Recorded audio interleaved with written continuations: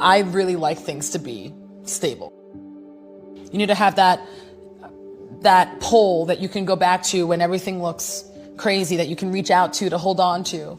If I didn't have that, I think I'd be much more afraid of chaos. And when someone actually asks and kind of owns that, like when they say, do I want to make an impact? And the answer is yes, and they own it. They realize they're going to have to develop. They can no longer leave their growth to randomness, because if they do, they'll always be mediocre. And they realize, I got to become something entirely above both of those. That's what most people don't see. They're like, we made this binary false conversation, right? It's not a true sort of choice here. It's a false dichotomy, we call it, right?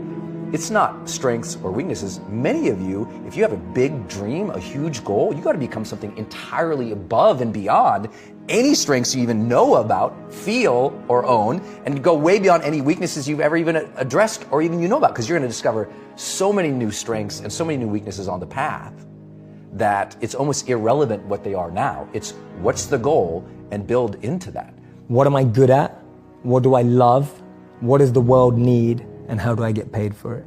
To me, those four help you unlock your passion. When you find the intersect across all of those four, you're making your passion your purpose. You'll unlock your passion, you'll find your purpose. This is path one. There's two paths. Path one, I find my skill set and I engage it to help other people and become better at it. So I'm becoming better at what I'm good at, and I'm using it to help other people because I'm aware of what I'm quite good at. And I know what knowledge I have, what skills I have. I have some self-awareness.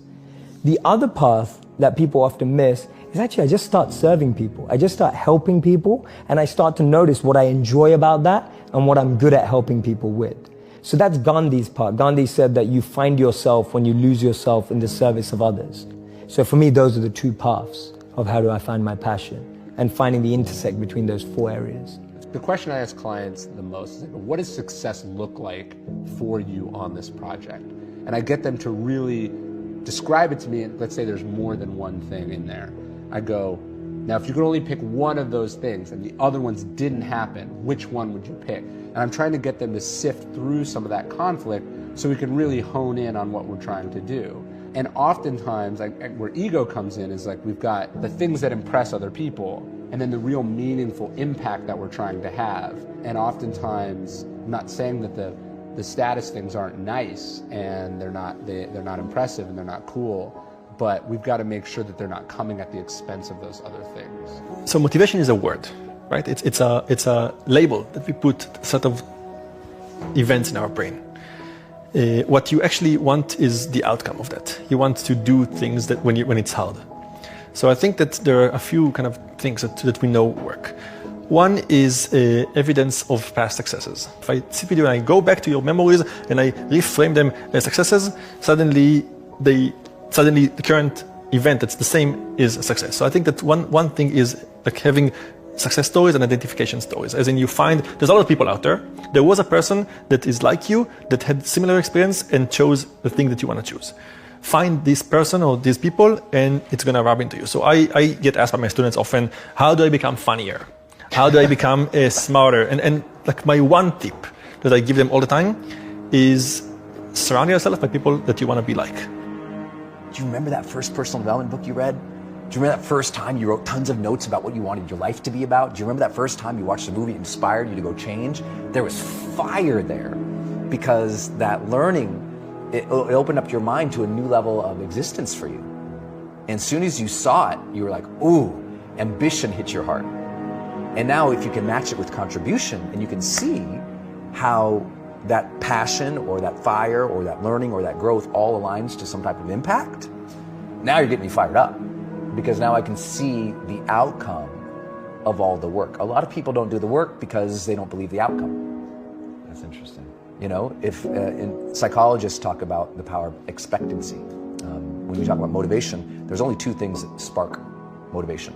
One is ambition, and that is I want more of, or I want a greater depth of, right? I want a greater depth of connection with my lady, that's ambition. Or I want a better meditative practice, that's ambition. Right? I want to be better at my job, that's ambition. So it starts with ambition. But ambition, if it's not coupled with what they call expectancy in psychology, you're screwed.